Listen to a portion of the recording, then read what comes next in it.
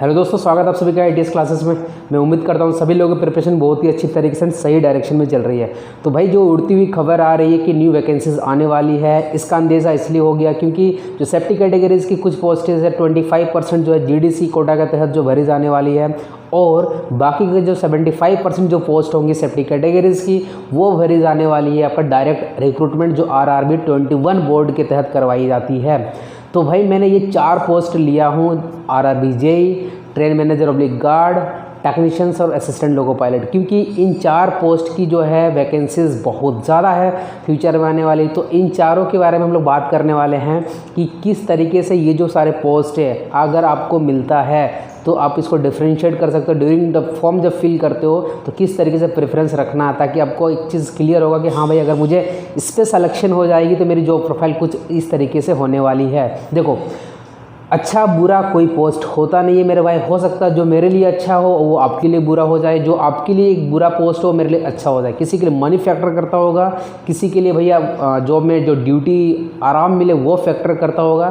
तो चलो यहाँ पे हम लोग बात करते हैं। इसमें जो 4 पोस्ट है उसको मैं 2 कैटेगरी में रखना चाहता हूँ अलग अलग, और एक कैटेगरी में 2 पोस्ट रखूँगा। उसका क्या रीज़न है अभी मैं आपको यहाँ पर जल्दी क्लियर हो जाने वाला। एक कैटेगरी में जिसकी बात कर रहा हूँ भैया, उसमें मैं रखने वाला हूँ क्या, RRB JEE और टेक्नीशियंस। बहुत सारे व्यूअर सोच रहे हैं यार RRB JEE लेवल 6 से है, टेक्नीशियंस लेवल 2 में है, तो भाई इसको एक ग्रुप में क्यों रखा। बहुत जल्दी क्लियर होने वाला।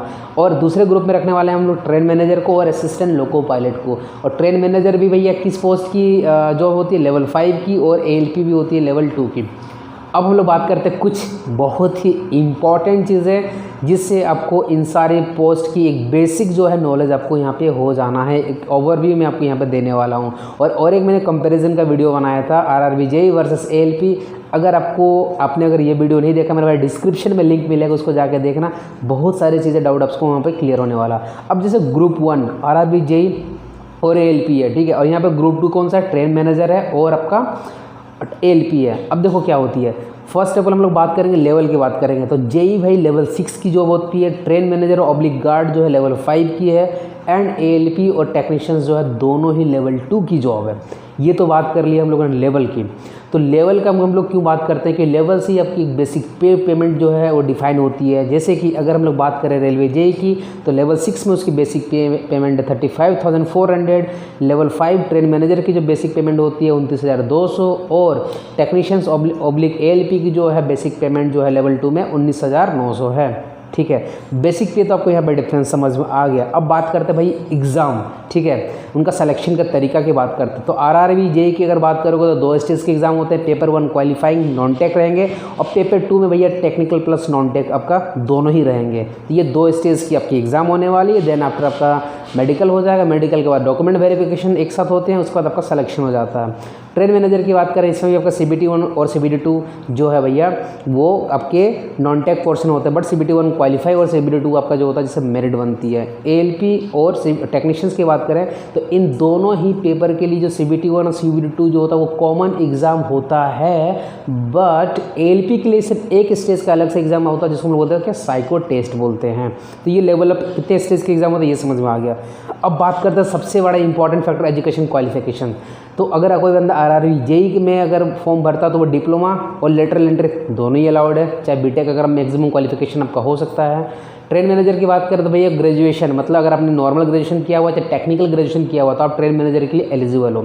टेक्नीशियंस के लिए अगर हम लोग बात करें तो भाई ITI जो होती है मस्ट होना चाहिए 10th के बाद या तो 12th के बाद जब भी आपने किया हो। और एक चीज़ क्या है, टेक्नीशियंस के 2 पोस्ट सिग्नल एंड टेलीकम्युनिकेशन के लिए सिर्फ 10+2 वालों के एलिजिबल है, बाकी जितने भी सारे पोस्ट होते हैं उसके लिए आपको ITI रहना मस्ट हो जाएगा। ALP की बात करें तो भैया 10+ ITI एंड और कौन सा रहता है, डिप्लोमा एंड बीटेक। तो भाई ये भी सारा चीज़ समझ में आ गया।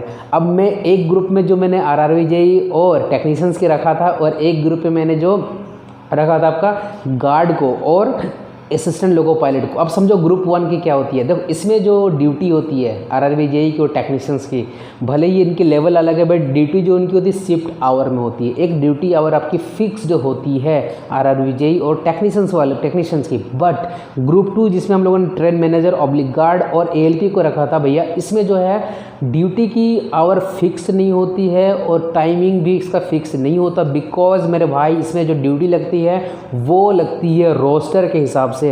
और अगर मैं आपको बताऊं, क्योंकि मैं भी असिस्टेंट लोको पायलट रह चुका हूं, तो असिस्टेंट लोको पायलट और गार्ड ये तीनों एक साथ मिलकर ड्यूटी करते हैं। तो भैया ये आपको तो टाइम का तो समझ में आ गया। अब बात करते हैं भैया कि इसमें जो है वर्कलोड किसको ज़्यादा होगा। भाई देखो, अब कोई बंदा है आरआरबी जेई में है तो वो टेक्नीशियंस उसके अंडर में होते हैं, तो भाई जेई की जो रिस्पॉन्सिबिलिटी ज़्यादा रहेगी और टेक्नीशियंस की कम रहेगी, वो तो पोस्ट के हिसाब से भी हमें समझ में आ रही है। बट ट्रेन मैनेजर और एएलपी में सबसे बड़ी बात यहाँ समझने को ये है भाई, एएलपी जो गाड़ी चला रहा है और जो बंदा गार्ड है भैया वो गाड़ी चलाता नहीं, बंदा पीछे बैठा रहता है। वो ट्रेन मैनेजर उसको बोला जाता है, उसको ऑल राइट सिग्नल्स एक्सचेंज करने हैं, उसको पूरी रेक जो होती है ट्रेन जिसको बोलते हैं पूरा, उसको ठीक है कि नहीं वो सारी चीज़ को जानकारी रखना है। तो इस हिसाब से अगर देखा जाए भाई, तो ट्रेन मैनेजर की जो है थोड़ी सी मतलब उसमें जो अगर बोलोगे ड्यूटी का जो प्रेशर होता कम होता, बट असिस्टेंट लोको पायलट की जो होती है ज़्यादा होती है। ठीक है, अब अगर हम लोग बात करें पेमेंट की, भाई तो ठीक आरआरबी जेई को मैंने बोला 35,400 बेसिक है, बट अगर आप देखोगे तो फाइनल पेमेंट तो अप्रॉक्स 60K के आसपास बनती है। 60K मतलब 60,000। ठीक है, और उसमें क्या भाई बेसिक से आपका डी एड होता है, dearness allowance, house rent allowance add होगी, उसका नाइट ड्यूटी अलाउंस एड होता है और आपका ट्रैवलिंग अलाउंस, ये सारे अलाउंस होगी। फाइनली आपकी एक सैलरी बनती है। टेक्नीशियंस की अगर हम बात करें तो एएलपी के कंपेयर में उनकी जो है पेमेंट काफ़ी कम होती है, बिकॉज जो एएलपी और जो ट्रेन मैनेजर है भैया, इन दोनों बंदों को मिलती है किलोमीटर अलाउंस, और ये किलोमीटर अलाउंस में भी आरआरबी जेई और टेक्नीशियंस की सैलरी को भैया पार कर सकते हैं। बहुत कोई सोचते हैं यार एएलपी की सैलरी जेई से भी ज़्यादा हो सकती है। अरे भाई बिल्कुल हो सकती है, क्यों नहीं होगी। बहुत सारे ऐसे स्टेशन होते हैं जहाँ पे जिनकी किलोमीटर की माइलेज बहुत ज़्यादा बनती है, उस कंडीशन में भैया वो सैलरी इनकी बहुत ज़्यादा हो सकती है, समझ रहे हो।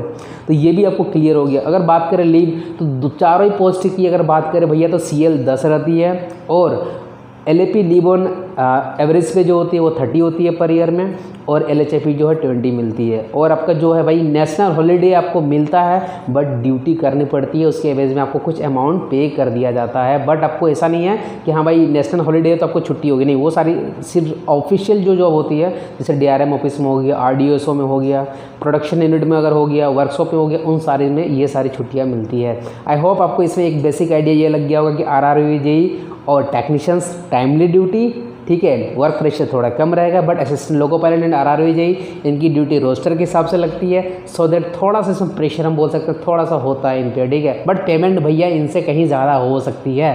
तो आई होप, चलो इन चारों पोस्ट के बारे में आपका क्या कहना भैया, और किस पोस्ट को आप सबसे ज़्यादा दिल से चाहते हो। मैंने क्या बोला, अच्छा बुरा पोस्ट कुछ नहीं होता भैया, नौकरी मिलनी चाहिए। ये सिर्फ मैंने थोड़ी सी कंपैरिजन बताया, ठीक है, क्या मतलब इसका क्या होता है इन सारे जॉब में। मैंने क्या बताया, किसी का अच्छा किसी का बुरा, किसी का बुरा किसी का अच्छा हो सकता है। तो चलो अगर भी फिर भी कोई अगर मन में डाउट हो मेरा भाई, तो कमेंट सेक्शन पे कमेंट करना, फिर मैं आपको वहाँ पे रिप्लाई करता हूँ। और तैयारी भैया ज़ोरों शोरों से रखना, वैकेंसीज आने वाली है, ठीक है। और जो बात करते हैं सिलेबस का, तो भैया जब तक कोई ऑफिशियल नोटिफिकेशन जारी नहीं होगा तो सिलेबस आपको प्रीवियस वाला जो है उसी को लेके आपको वहाँ पे चलना है। चलो अपने डाउट्स कमेंट सेक्शन पे कमेंट करो, और फिर मिलते हैं किसी नेक्स्ट वीडियो में। So guys, thanks for watching this video.